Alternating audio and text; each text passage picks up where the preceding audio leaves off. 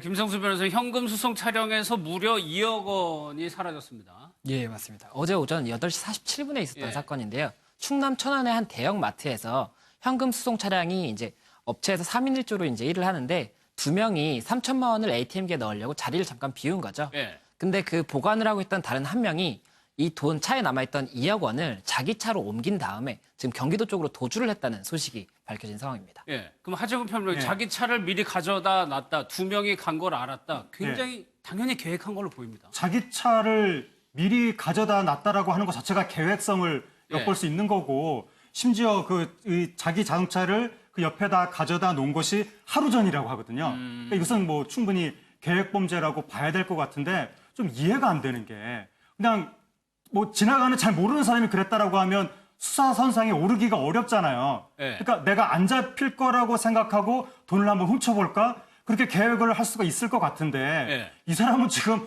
보안업체 직원이고 예. 신원이 확실하니까 잡힐 가능성이 대단히 높잖아요. 그렇죠.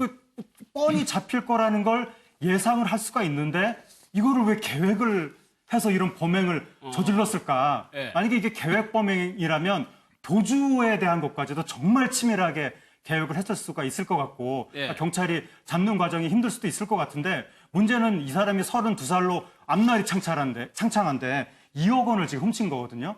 2억 원 훔쳐서 도주해가지고 나의 앞으로의 정상적인 삶을 포기하면서 이런 범행을 굳이 왜 계획했는지 참 이해가 안 되는 사건입니다. 아직까지는 안 잡히고 있습니다. 예. 그런데 이게 하재근 평론가 말씀하신 것처럼 글쎄요. 2억이 어떻게 보면 굉장히 큰 돈일 수도 있고 작은 돈일 수도 있겠지만 이런 범위, 현금을 강취하는 범행이 요즘 굉장히 많거든요.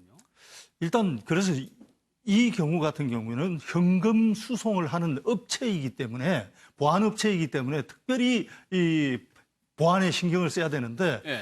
일단 3명이서 3인 1조로 근무한다는 근무 시스템은 뭐 충분히 이해가 됩니다만은 두 사람이 자리를 비웠을 때 마지막으로 한 명이 남게 됐을 때가 문제가 되는데 그렇죠. 이럴 때도 견제 시스템이 이제 작동을 돼야 되는데 차량에 있던 이런 경우에는 금고가 있어가지고 혼자서는 문을 열지 못하게 일반적으로 금고 시스템을 도입을 하는데 이 차량에는 그게 없었다는 거거든요. 그냥 예. 가방에 돈 넣은 상태로 차에 덜렁두고 한 명만 남고 두 명은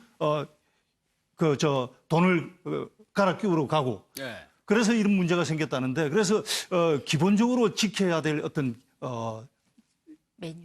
매뉴얼이죠. 그런 것들이 여기서는 좀 지켜지지 않았다 이렇게 볼 수 있습니다. 그러니까 이게 2명이었다가 3명으로 늘린 것도 이 업체에서는 뭔가 자구책을 낸 거지만 더 하나 더 나갔어야 되네요. 예, 그랬더니 이게 왜냐하면 두 명이 이때 두 명만 있는 경우엔 이제 이거를 금고에서 돈을 빼내서 ATM기에 채우러 갈 때 두 명이 필요한가 봐요. 그래서 두 명이 가는 사이에 차가 비어 있으면 예. 이게 그 시건 장치를 잘 해놨다 하더라도 그거를 완전히 없애버리고 그죠? 뭐 망치로나 이런 걸로 없애버리고 탈취하는 경우가 있었나 봐요. 아니면 차를 통째로 훔쳐가거나 이런 일이 생기니까 차를 지킬 사람을 한 명 마련해놨는데. 차를 지킬 사람이 저걸 갔으니까 고양이한테 생선을 맡긴 거죠. 경기도 방향으로 도주를 했다고 하는데 아직까지는 잡히지 않고 있습니다.